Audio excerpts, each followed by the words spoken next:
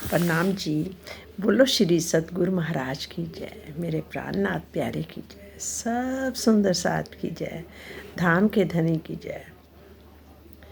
ये सुंदर साथ जी, ये मूल मिलावा हमारा अपना जो है उसका वर्णन अथाह है, कोई इसका पार नहीं पा सकता।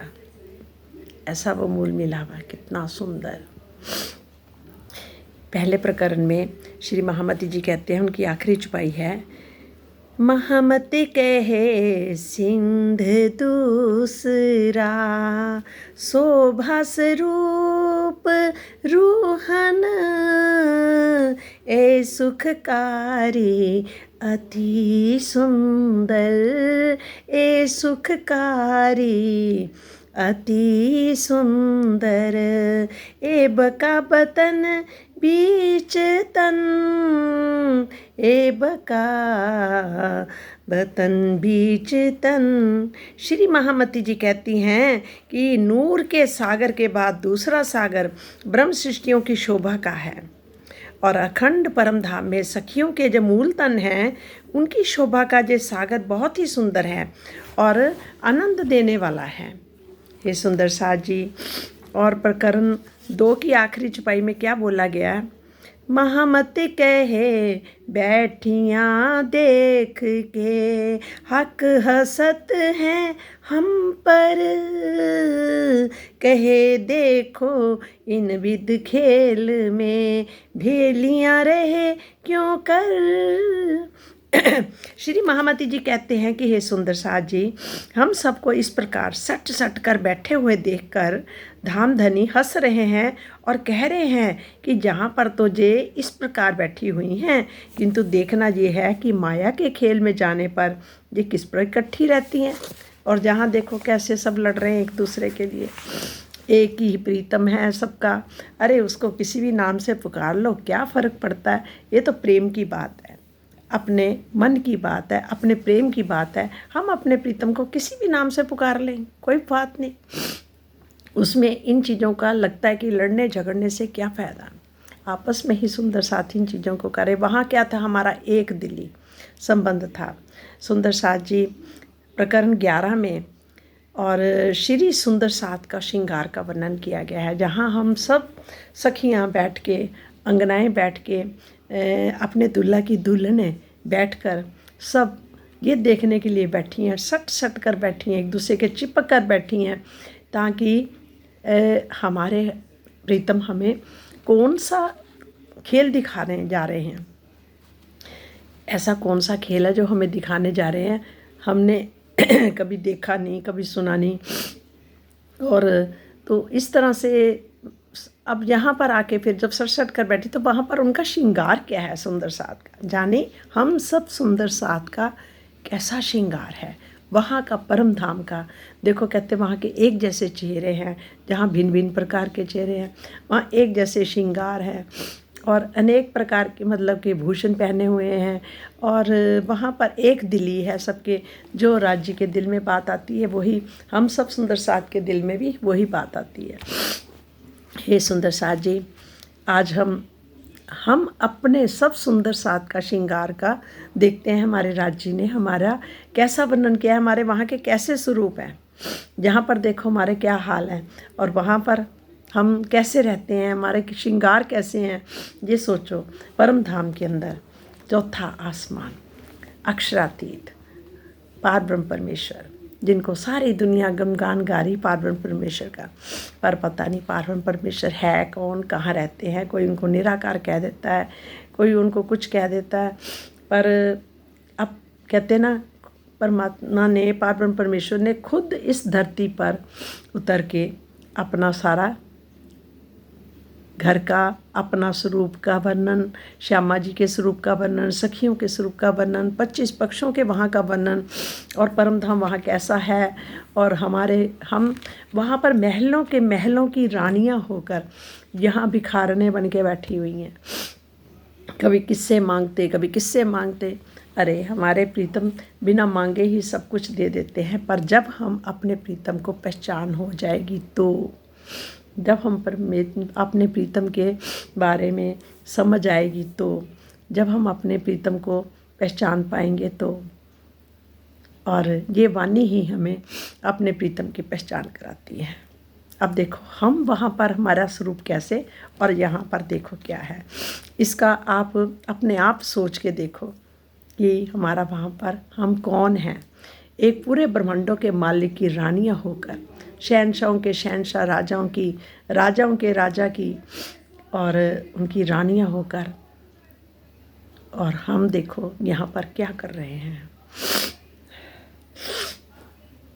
सुंदर साथ बैठा अचरज सो, सुंदर साथ बैठा अचरज सो, जानो एक अंग हिल मिल, अंग अंग सबके मिल रहे, अंग अंग सबके मिल रहे, सब शोभित हैं एक दिल, सब शोभित हैं एक दिल। सुंदर सात ब्रह्म सृष्टियाँ बहुत ही आश्चर्यचकित मुद्रा में बैठे हुए हैं। सभी सट सट कर हिल हिल मिलकर इस प्रकार बैठे हैं कि ऐसा प्रतीत हो रहा है जैसे सभी एक ही अंग हो। सभी के अंग अंग आपस में मिले हुए हैं, सभी एक दिली की भावना से ओतप्रोत हैं और अलौकिक शोभा से विराजमान हैं। इस चौपाई के प्रथम चरण में विशिष्ट भाव है कि धामधनी ने अपनी अंगनाओं को माया के आश्चर्यजनक खेल के बारे में बताकर अपने चरणों में बैठा रखा है। सुंदर साथ बैठा अचरज सो, जानो एक अंग हिल मिल, कहते बताकर अपने चरणों में बैठा है ताकि वे माया का खेल देख सकें। उनके अंदर आश्चर्य मिश्रित भाव है, उनके बैठने का ढंग भी आश्चर्य से डालने वाला है।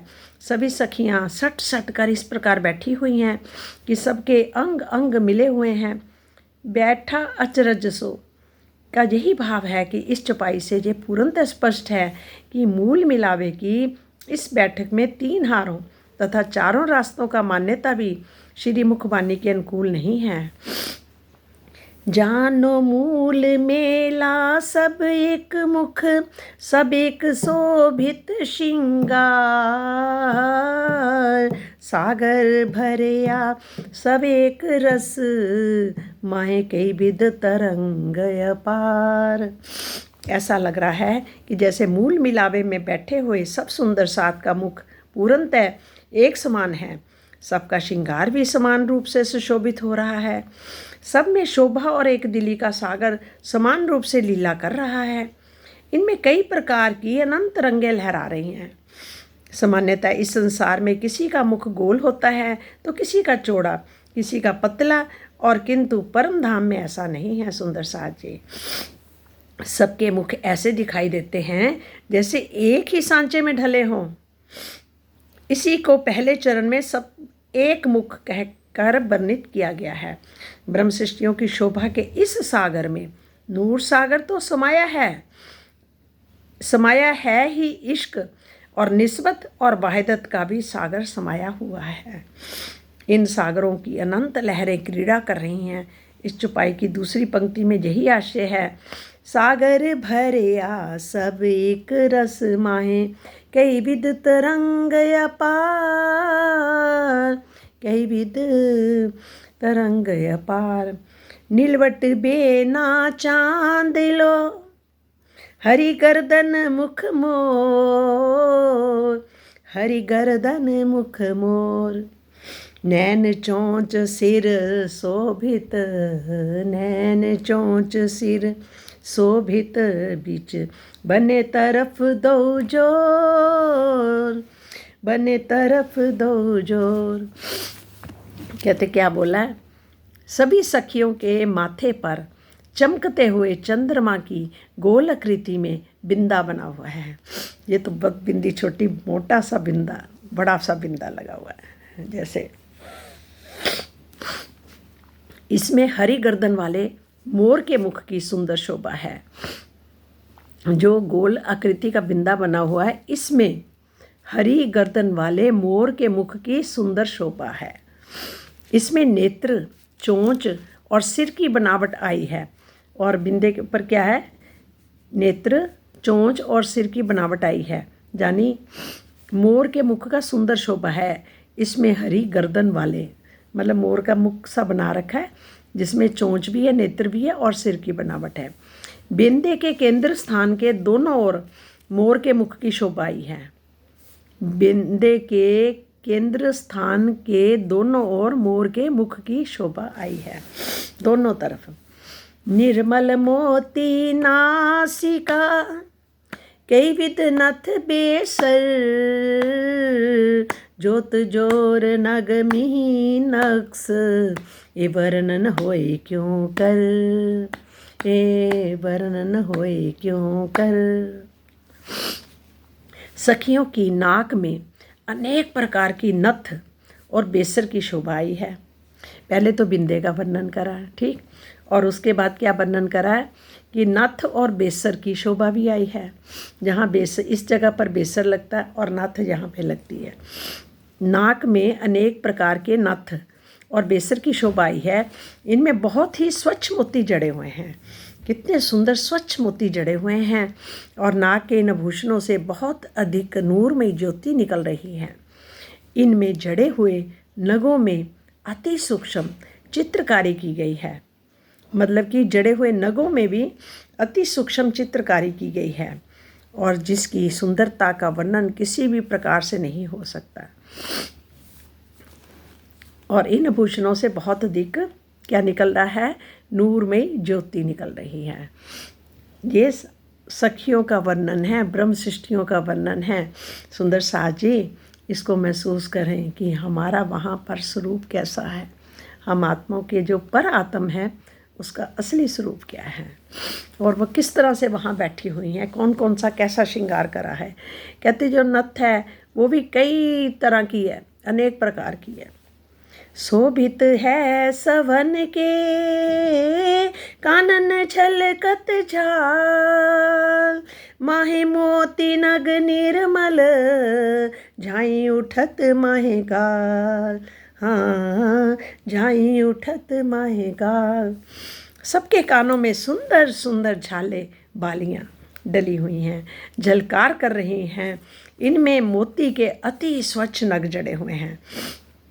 कहते हैं कि सुंदर सुंदर झाले, यानी गोल गोल जैसे बालियाँ होती हैं ना, उस तरह से बालियाँ डली हैं और उनके जैसे चारों तरफ मोती होते, छोटे छोटे मोती होते सोने की तारों में जड़े हुए, और इनमें मोती के अति स्वच्छ नग जड़े हुए हैं और जिनकी झाई गालों में दृष्टिगोचर हो रही है और जिनकी परछाई चारों तरफ क्या हो रहा है कि मुख भी नूरमयी है तो उसकी परछाई भी कैसे पड़ रही होगी, कितनी सुंदर लग रही होगी।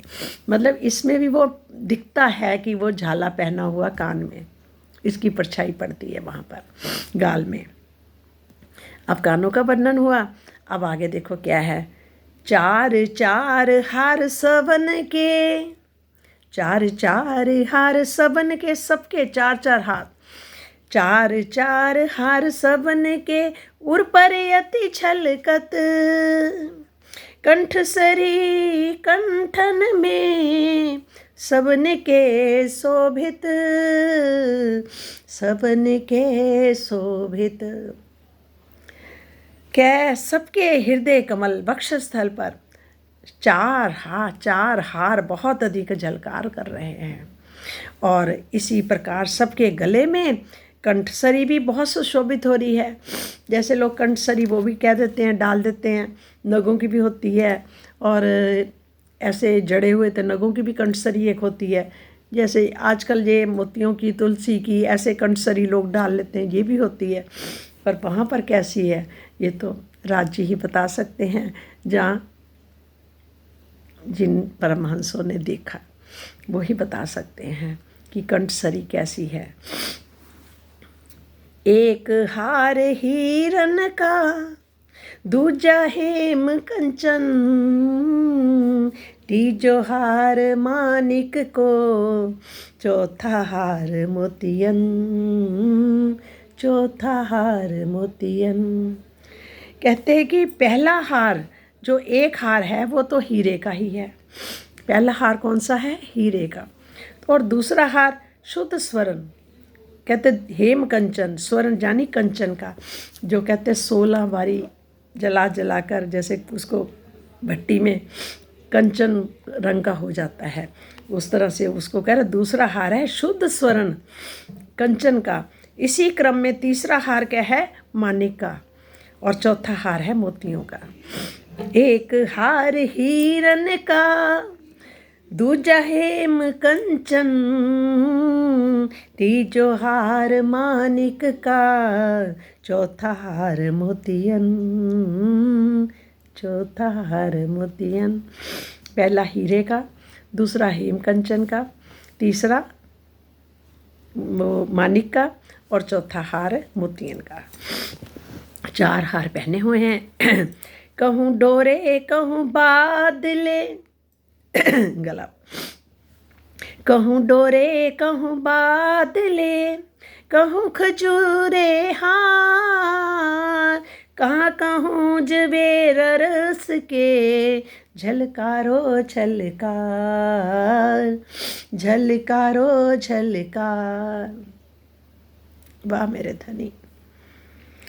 मेरे सामने ये प्रश्न है कि मैं पहले हारों का आए हुए डोरों की सुंदरता का वर्णन करके यति कोमल वस्त्रों की शोभा का जो हारों में बनी हुई है, चित्रकारी भराव का है, वहाँ पर चित्रकारी है। और क्या कह रहे हैं महामती जी, क्या कहते हैं कि मेरे सामने ये प्रश्न है कि मैं पहले हारों में आए हुए डोरों की सुंदरता का वर्णन करूं, जो डोरे बीच में आए हुए हैं उनकी सुंदरता का वर्णन करूं, जाति कोमल वस्त्रों की शोभा का जो हारों में बनी हुई है।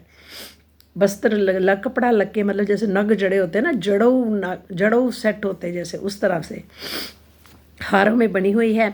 और चित्रकारी कैसी है? भराव का है। चित्रकारी का काम कैसा? भरा हुआ पूरा, बिल्कुल, मतलब कि कुछ जैसे पूरी चित्रकारी ऐसी है कि उसमें पूरा भराव है, भरा हुआ है। वहाँ पर कुछ कपड़ा नहीं दिख रहा, कोई कुछ नहीं दिख रहा, उसके अंदर ही नग, उसके अंदर ही सब कुछ लगा हुआ है।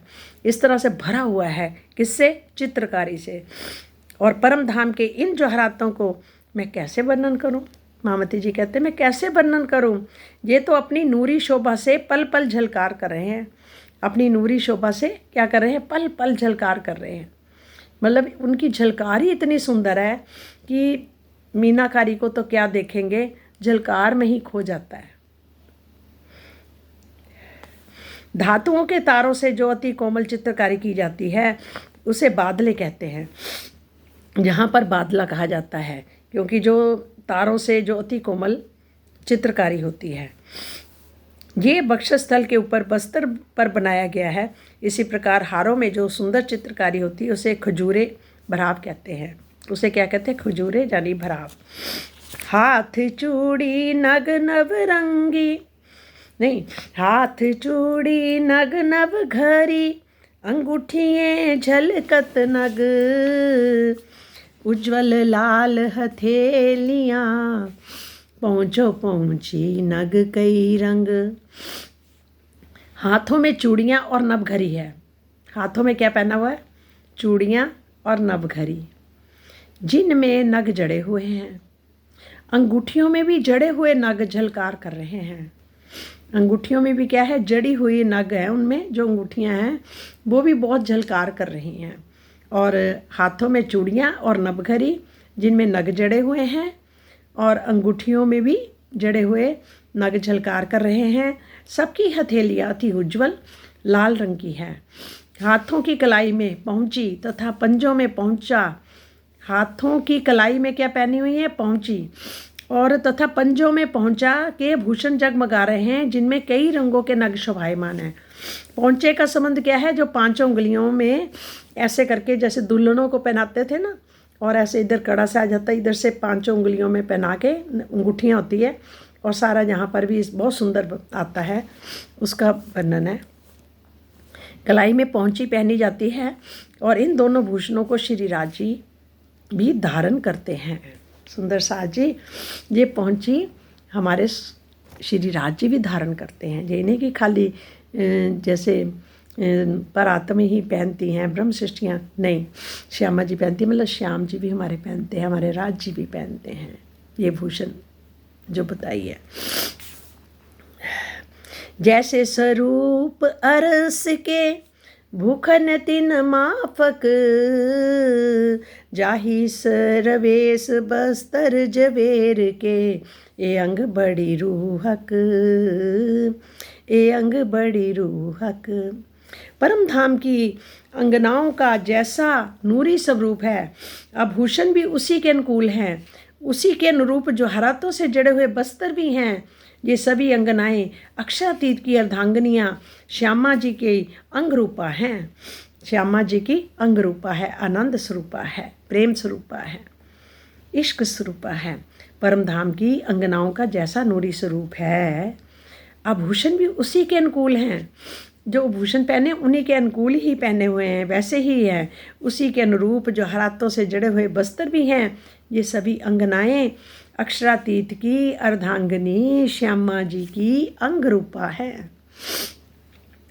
जैसी शोभा भूखन की, कहूँ तैसी शोभा बस्तर, कछु पाइए शोभा स्वरूप की, जो खोले रूह नजर, हो जो खोले रूह नजर, हो जो खोले रूह नजर।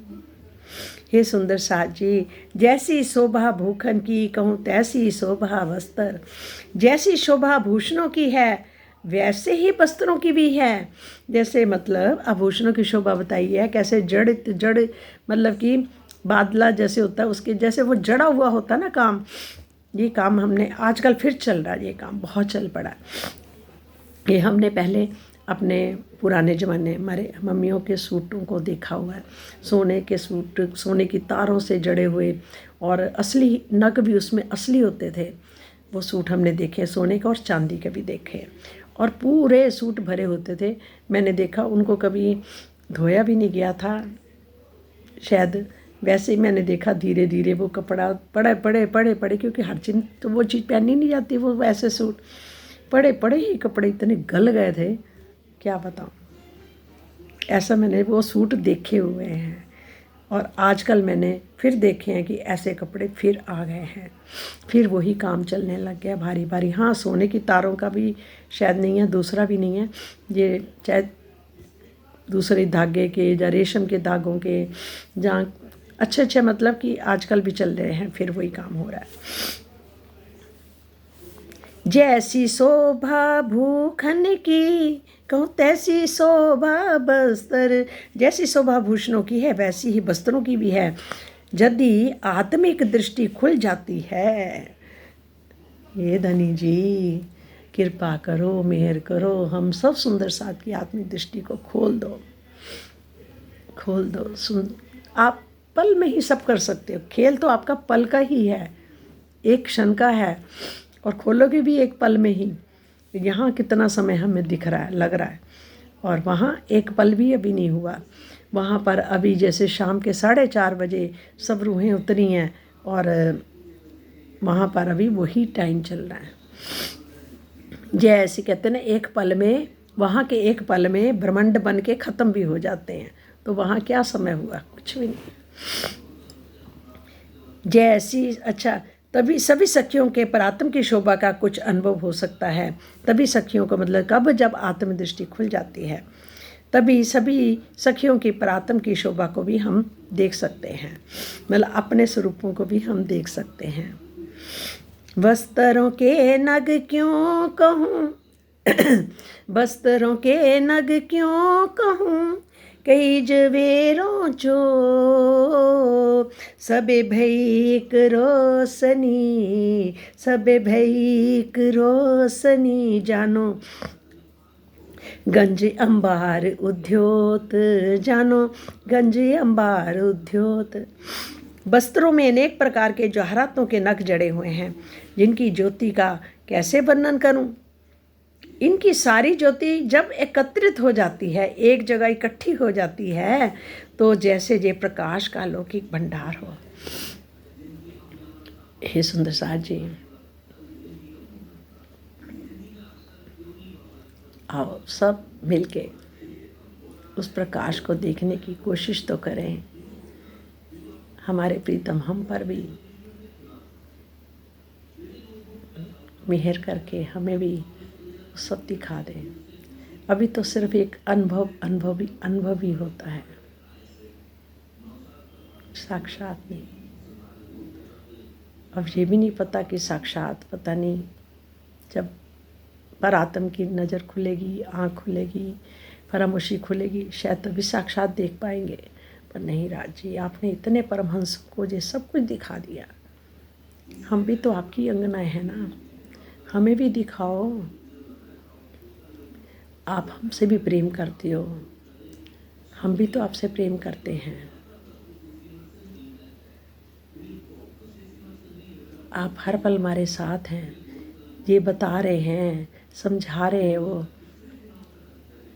अनुभव भी करा रहे हो। पर अब साक्षात यहीं बैठे बैठे हम, जिस दिन हमें कुछ भी दिखना शुरू हो जाए, शायद हम लोग फिर आगे कोई बोल भी ना पाए। उसके बाद शायद देखते देखते ही हमारे प्राण छूट जाए और हम अपने आप को वहीं पाए, सब इकट्ठे। सुंदर साथ जी, शायद वो दिन भी किसी टाइम आ जाए, और कब आएगा वो हमें नहीं मालूम, कब हमारी फरामोशी टूटेगी हमें नहीं मालूम, ये राज जी ही जानते हैं। पर ये भी बहुत बड़ी हमारे ऊपर मेहर है कि राज जी हमारे यहाँ बैठे बैठे भी हमें परात्म के सुख दे रहे हैं, दिखा रहे हैं, अनुभव करा रहे हैं, महसूस करा रहे हैं।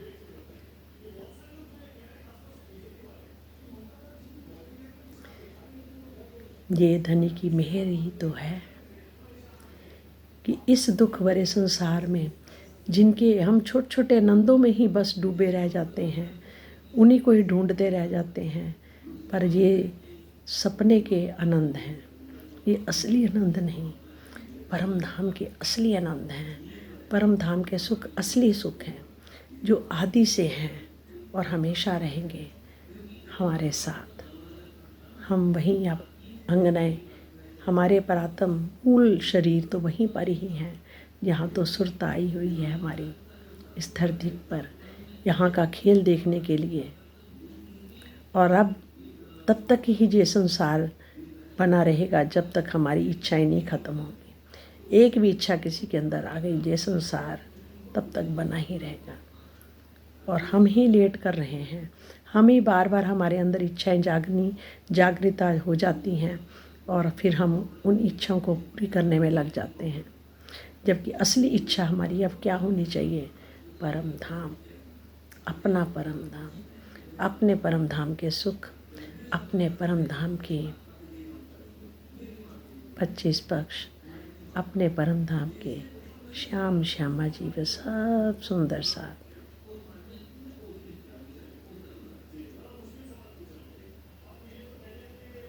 ये सुंदर साथ जी, ये सुनने में इतना आनंद है तो देखने में कितना आनंद होएगा।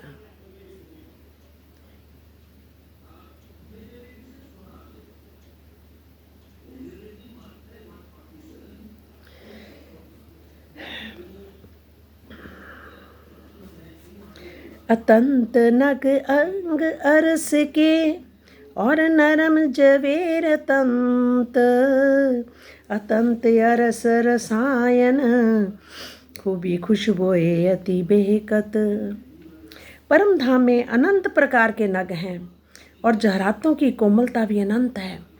इस प्रकार उनमें निहित आनंद भी अनंत है, आनंद भी अनंत है, नग भी अनंत है, और जहरातों की कोमलता भी अनंत है, और निहित आनंद भी अनंत है। सुगंधी तो उनकी विशेषता ही है, वो भी अनंत है। उनसे चारों ओर अत्यधिक सुगंधी का विहार बहती रहती है, सुगंध तो चारों तरफ उनके बहती ही रहती है। सुंदर साथ जी, हम भी थोड़ी देर के लिए महसूस करके देखें, क्या हमारे अंदर भी खुशबू आ रही है परम धाम की? हमें भी वहाँ पर क्या नगों में से, आभूषणों में से, वस्त्रों में से परम धाम की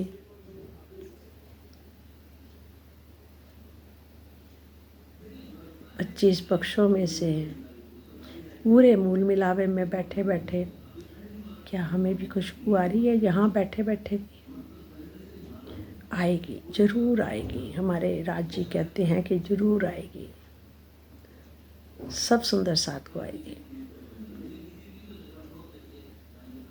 कहते हैं ना, एक बात बोलते थे ना भगवान के घर, देर है अंधेर नहीं। बस यही बात पक्की कर लो। कहूँ के ते नाम जवेरन के, रसायन नाम अनेक, कई नाम भूखन एक अंग, सो कहाँ लग कहूँ विवेक। परम धाम में कितने जौहरातों के नाम बताऊं? इन आनंदमय जौहरातों के अनेकों नाम हैं। एक ही अंग में जब कोई नामों के भूषण हैं, तो सभी अंगों के भूषणों में जड़े हुए नगों के कितने नामों को मैं बताऊं? अनंत है वहाँ पर, कितने का नाम बताऊं? कह रहे इतने जौहरात है वहाँ पर। रसायन, रस प्लस अयन, शब्द का तात्पर्य आनंद देने वाले साधन से है। जब रस आना शुरू हो जाए हमारे भीतर, और कहते हैं कि तालू से जब अमृत टपकने लग जाए और मीठा मीठा सा महसूस होने लग जाए, तो समझो रस आ रहा है, हम अमृत पी रहे हैं, आनंद ले रहे हैं। और उस रस को पी कर के हमारे अंदर सुगंध, परम धाम की सुगंध भी आएगी। वो रस धीरे धीरे जैसे जैसे बैठेंगे, जैसे जैसे ध्यान में जाएंगे, तो कहते तालू पर धीरे धीरे एक एक बूंद अमृत आना शुरू हो जाता है, और वो मीठा मीठा होता है। और उस टाइम सोचो हमारे अंदर क्या जा रहा है। जब हम संसार की बात करते हैं तो क्या होता है? वो जहर होता है। जहर और अमृत में यही फ़र्क है। जब हम भगवान के श्रृंगार की बात करते हैं, भगवान से अपना नाता जोड़ के, उनके साथ बैठ के उनकी वाणी पढ़ते हैं, तो क्या आता है अंदर हमारे? क्या जाता है? सुंदर साथ जी, अमृत जाता है। तालू से मीठा मीठा रस टपकता है। वो आनंद कौन देता है? हमारे प्रीतम, हमारे प्राणनाथ सच्चिदानंद, आनंद के सागर, धाम के दुल्हन हमें वो अमृत पिलाते हैं। ये सुंदर साथ जी, इस अमृत में पीने का ही फायदा है। इस अमृत को जब हम जुड़े रहेंगे, पीते रहेंगे और महसूस करते रहेंगे, तब हमारे भीतर कोई रोग शोक नहीं रहेगा। रोग तभी पनपते हैं जब हम उनसे अलग होते हैं। हम संसार के बातें कर कर के वहाँ का जहर पीते रहते हैं। अगर इस संसार से हमें बचना है इन रोग